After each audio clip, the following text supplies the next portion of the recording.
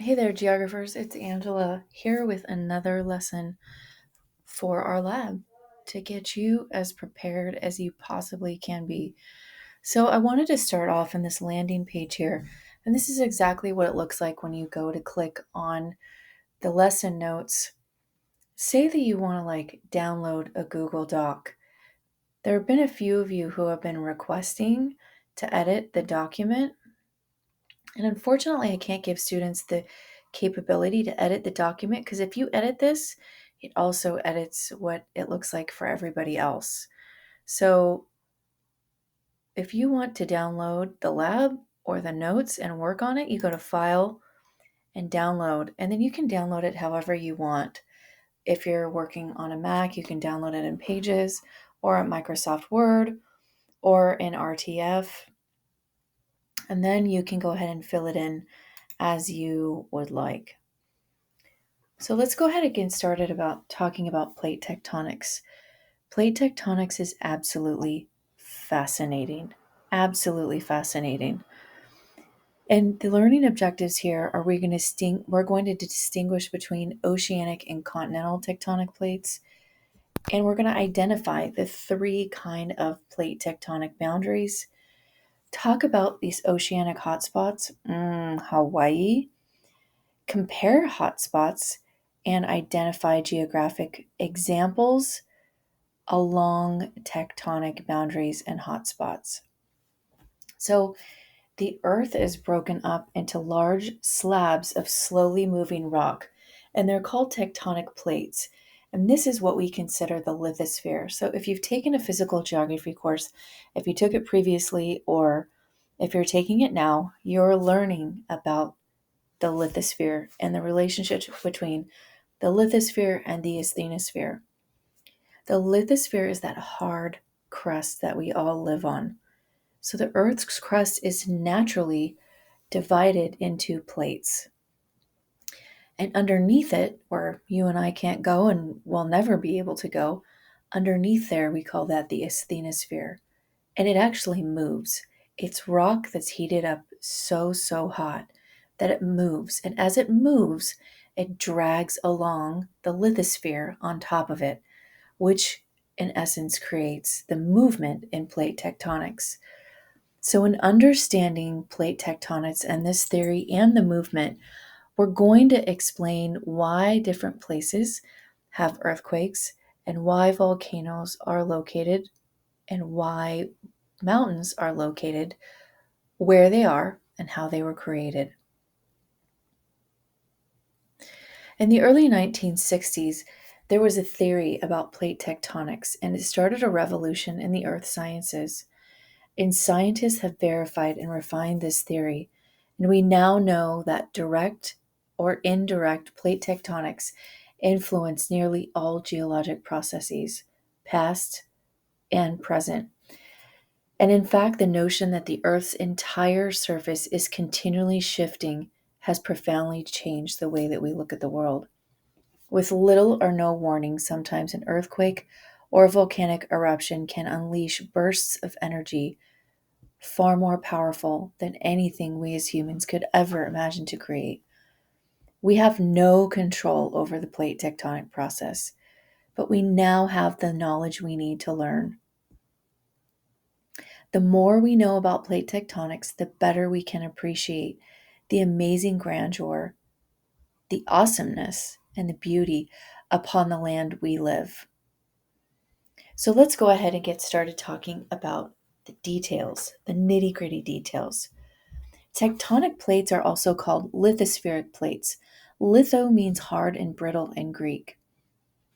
These are rigid outer surface of our planet, and these plates push against each other, they pull apart, or they slide past. And over 300 to 5 million year cycles, tectonic plates have moved and they have collided to form originally what we called a large landmass. It was called a supercontinent. So at one point in time, there were not seven separate continents. There was one, and it was called Pangea. And it started breaking apart at approximately 175 million years ago. And figure 1.3 is going to show a simplified map of what our current Earth's tectonic plate boundaries and plates look like. It also includes arrows on the map that shows the directions that the plates are moving. So let's go ahead and take a look at this map. What we're looking at now are the Earth's tectonic plates, the lithospheric plates, and how they're separated. So this giant plate here, that actually is the one that Southern California is on, is called the Pacific Plate.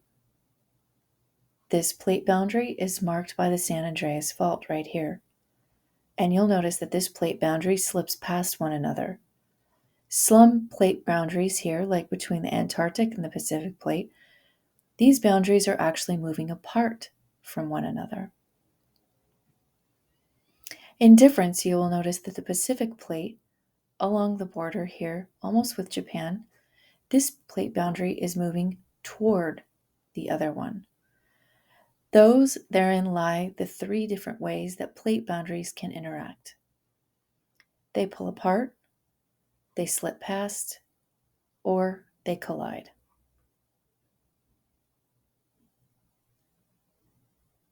And here is a map of the continents to help you go back and forth and reference those plates. So as we're going through this, try to see if you can answer some of these questions. It will definitely help you in your lab. In order to understand how the lithospheric plates move, it's important to understand the anatomy of the Earth. The anatomy inner core of the Earth is solid. Within this inner core, it's highly magnetized, highly energetic. Research tells us that the inner core is still full of many of the processes created from the Big Bang. So the Earth's inner core creates an energy that nor you, nor I, or any human being can ever come close to creating. This energy also includes heat, and it heats up all of the material in this part of the Earth's interior called the mantle. There's the lower mantle, and there's the upper mantle. In this upper mantle here, as you'll notice here, the Earth's rock becomes very, very hot. It becomes so hot, in fact, that it starts to move. And it starts to move underneath here where you see the word asthenosphere. This is heated up rock material that moves. And on top of it sits the lithosphere. Lithosphere meaning brittle, asthenosphere meaning able to move. So this lithosphere actually moves on top of the asthenosphere as the asthenosphere moves.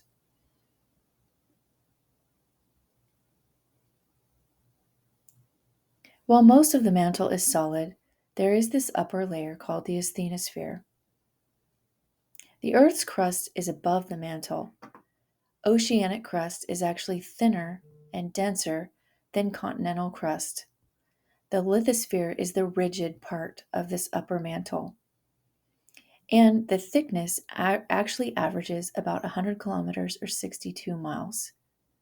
And along mountain chains, the lithosphere is actually thicker, whereas in the oceans, the lithosphere is thinner. The lithosphere sits on top of partially molten asthenosphere, which means it's moving. So the lithospheric plates move because the asthenosphere is moving. This is the heart of plate tectonics theory, and the rigid surface of the Earth move according to the movements below within the asthenosphere. Try to see if you can sketch and label a cross section of the Earth, as you see here. Obviously, this is not required. This will help you understand how the asthenosphere and the lithosphere interact. Here is another image that gives you an idea of how this relationship between the asthenosphere and the lithosphere is so important. The asthenosphere is heated up by the outer core. The heat rises, it heats up the Earth's rock, to the point where it actually moves, and as it moves, it brings along the lithosphere with it. And herein lies the relationship and the creation of plate tectonics and that plates move. This image here is going to show you that sometimes there are lower level convection cells within the mantle. This image here in 13.4 is going to visualize for you one convection cell, like when you boil water. Pretend like this is your heat source on your stove. You heat water and it boils, and when it boils in the middle, and the heat moves along the top till it reaches the side of the pan, and then the heat moves back down again. This is what we call a convection cell. There is a theory that states that we actually, in the earth, in the mantle, the lower mantle actually has a convection cell and the upper mantle has one as well. This brings us to how plates actually move. As I showed you in a previous map, there are 3 different ways in which plates move. There are convergent plate boundaries, which means plate boundaries that collide or push towards each other. There are divergent plate boundaries, which means that 2 plate boundaries are pulling apart from one another. And then we have a transform plate boundary. This is the San Andreas Fault in California.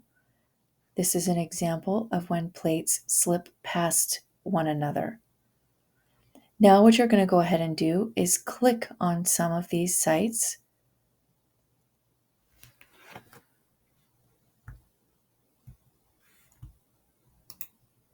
Oh, going to have to download it.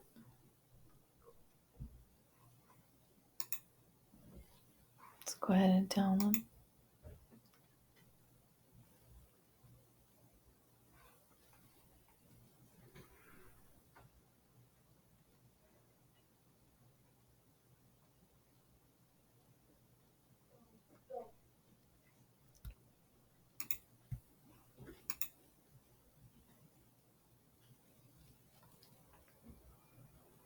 This is going to bring you to a map.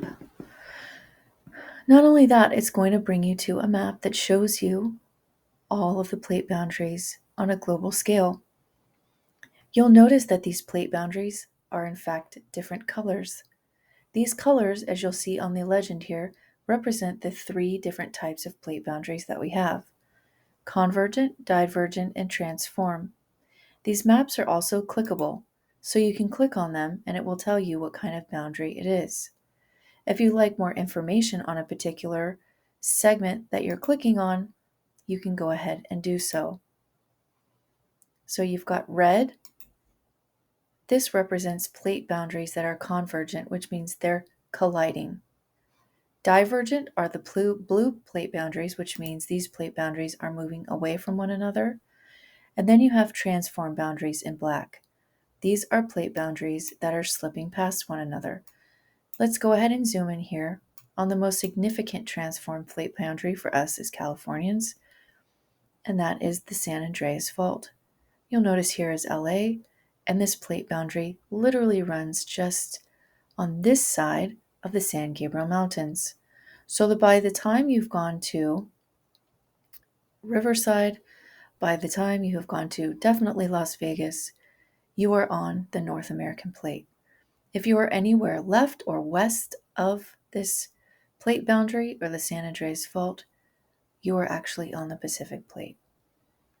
So you're going to be working in this map and answering the questions according to the lab.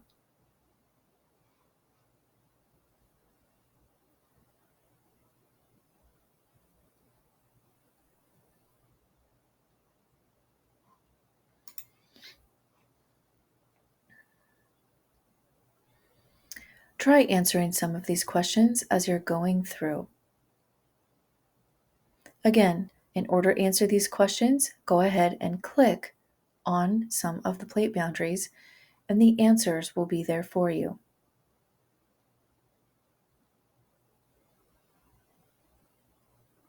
This step 6 here is that you're going to click on the content on the left side of the window. Then you're going to click on Global Quakes with of large magnitude 5.8 or greater. Let's go ahead and do that now. Click on Content. Click on Global Quakes of large magnitude 5.8 or greater. You will notice that if you zoom out, this map now includes dots, which represent what?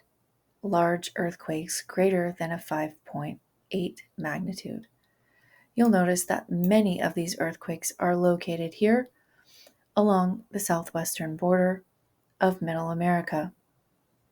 We also have lots of volcanoes and lots of new land. That's how this isthmus, or the connection between North America and South America, was created, by volcanoes. Volcanoes created this bridge, this land bridge. What you're going to go ahead and do is follow then the questions and talk about the specifics of some of those earthquakes.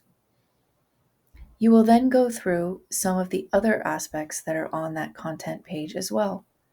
For example, you can click on South American cities. If you would like to add South American cities, you can click on South American quakes, and a different set of earthquakes will show up only specific to South America or different regions that are associated here. One of the options that you'll be able to click on for this lab is absolute plate motions.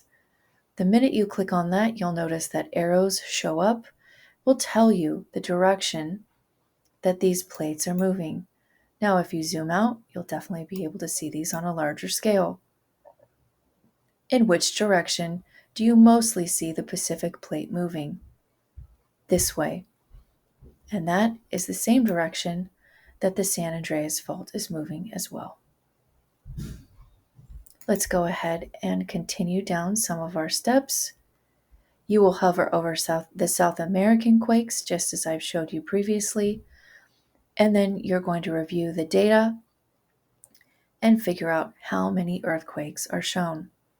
Let's go ahead and do that now. You will come over here and unclick Absolute Plate Motions. You will come here to South American Quakes. You'll click on it, and then you will notice this little, it looks like a little table or a little calendar. You'll click on that, and then it will show you how many earthquakes have just popped up. 848. So we've just reviewed step 13. After doing that, you can click on magnitude and sort by ascending, which means the highest descending to the lowest. And then what you can go ahead and do is you can fill in this table according to the active mountain ranges and give the example of what sort of plate boundary we're talking about. Is it an oceanic plate versus a continental plate? Or is it a continental plate versus a continental plate? And what type of movement is that plate making? So make sure that when you fill in this last section here, tectonic plate boundary type, you must include the kind of movement that the plate is making. You have one of three choices: convergent, divergent, or transform. On top of that, you also need to make sure to write in what kind of continental crust you are referring to. For example, when you're looking at this transform plate boundary in California, you are talking about continent versus continent. Now, up here, for example, right off the coast of Oregon, there is another transform boundary in the Pacific Ocean. This is a transform boundary. However, we are talking a transform boundary that's oceanic crust versus oceanic crust. So please make sure that when you're filling in this lab, to talk about one of the three ways that this plate is moving, and then also include the type of crust that is involved. Along with earthquakes activity and the locations of mountain ranges, you can also explain plate tectonics by the location of volcanoes, based on plate tectonics theory. Now you're going to continue the steps to another map that has to do with volcanoes. You will go ahead and do the same. It's a very similar map and go through these steps as well. This brings us to a topic of hotspots. While a majority of earthquakes and volcanoes are, as we can see on this map, majority of earthquakes and volcanoes, when we zoom out here,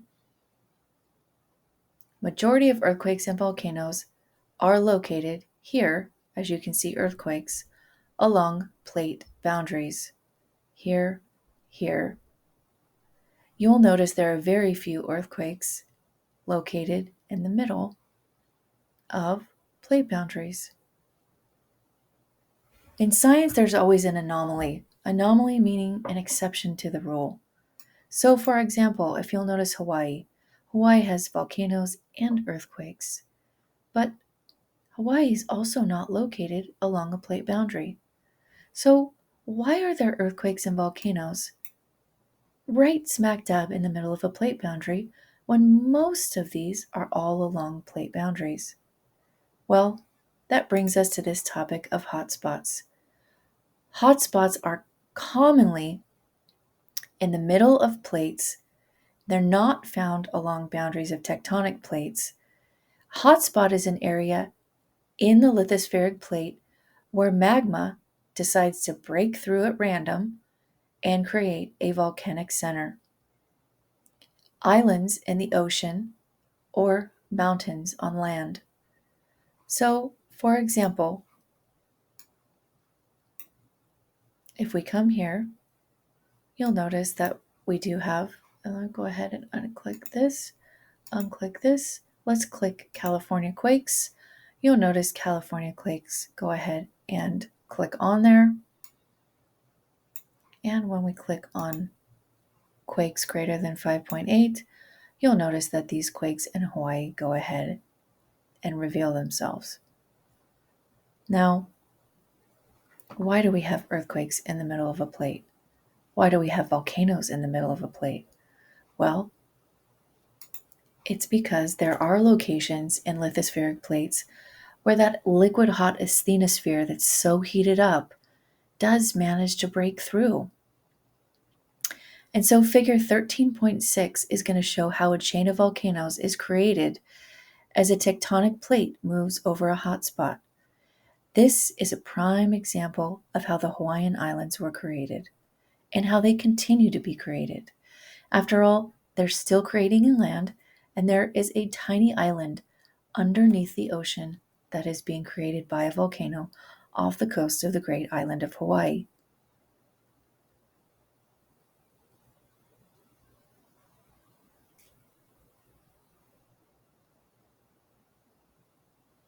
And as we said here in the lecture, some of the best studied hotspots are Hawaii and Yellowstone.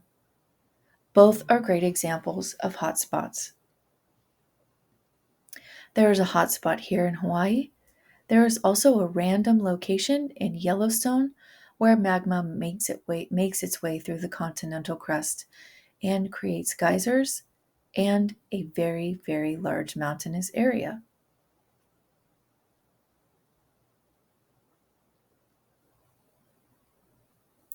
Now, figure 3.8 is going to show the ages of the seafloor in the Pacific Plate. So by following the Hawaiian Islands and the Midway Atoll and the Emperor Seamount, we are able to see how the Pacific Plate has moved over the hotspot. The Hawaiian Islands are shown in red, and the atolls and seamounts extend linearly away from the hotspot. Let's go ahead and take a look at that image. Right now, we're taking a look at a diagram of the Pacific Ocean. Let's go ahead and download this so we can get a better view.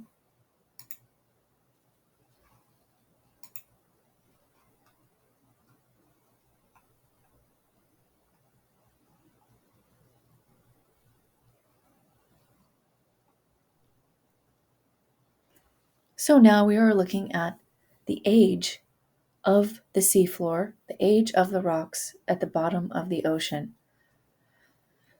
The ages you'll notice here, the darker brown in 0, and the older rock at the bottom of the ocean is in dark blue.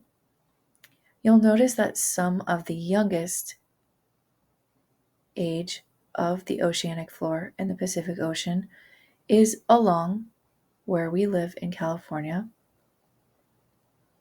especially down here, the Nazca Plate, and up here with the Juan de Fuca Plate.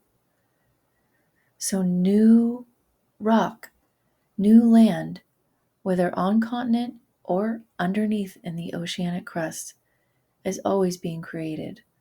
The Earth's cycles are always moving.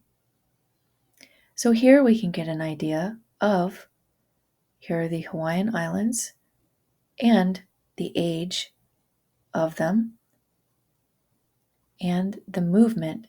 There's a hot spot, so there's basically a hole in this oceanic lithosphere, and magma continues to come up and create the Hawaiian Islands. So the youngest Hawaiian island is the big island of Hawaii, and the oldest is Kauai. This hotspot created all of these islands here, and these are dated at 55 million years old.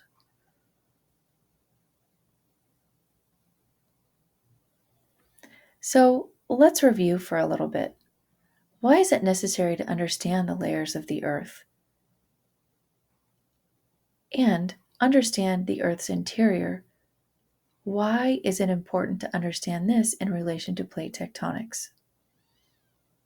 Now what we're going to go ahead and do is you're going to fill in this chart that has to do with finding a specific type of plate boundary and filling in that example on the map. Here's a world map, and let's go ahead and see if we can name a few.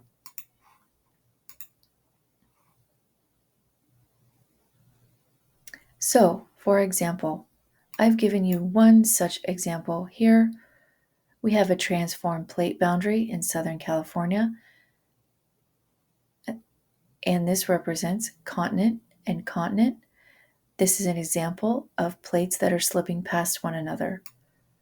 Up here, along the coast of Northern California, Oregon, and the state of Washington, we have what is red again. Red is a convergent plate boundary.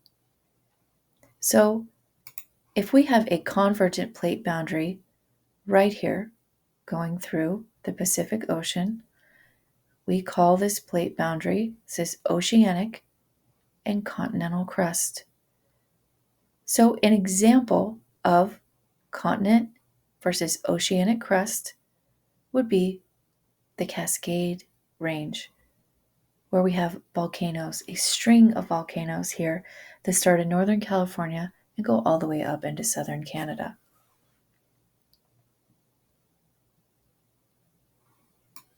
Another example we have of a convergent plate boundary is here in the creation of Japan. After all, volcanoes created Japan. This plate boundaries here, here, and here were responsible for creating Japan. How did they do that? Well, if you click on it, red stands for convergent plate boundary. You can get to know a little bit more about the volcanoes if you click on more info. What is this an example of? A convergent plate boundary, oceanic versus oceanic. Let's go ahead and take a look at an example of a divergent plate boundary. Those are represented in blue. If we go ahead and click on that, it will tell us so. One of the world's greatest examples of a divergent plate boundary is the Red Sea. After all, this part of Africa and Saudi Arabia actually used to be joined. This plate boundary here is moving away from one another, so it created this rift in between this part of Africa and this part of Saudi Arabia. This divergent plate boundary continues to spread apart what we call the Horn of Africa. So there's an active rift zone. We call this the East African Rift Zone. And you have a valley here called the Great Rift Valley that's actively being pulled apart. This is an example of continent versus continent divergent plate boundary. One of the world's most amazing examples of a convergent plate boundary, continent versus continent, is the creation of the Himalayan mountains. The Himalayan mountains represent continent versus continent and a convergent or colliding plate boundary. I hope those examples were helpful for you in learning about some of the main examples of how we can use plate boundaries in everyday life, how they affect us, and why they're important.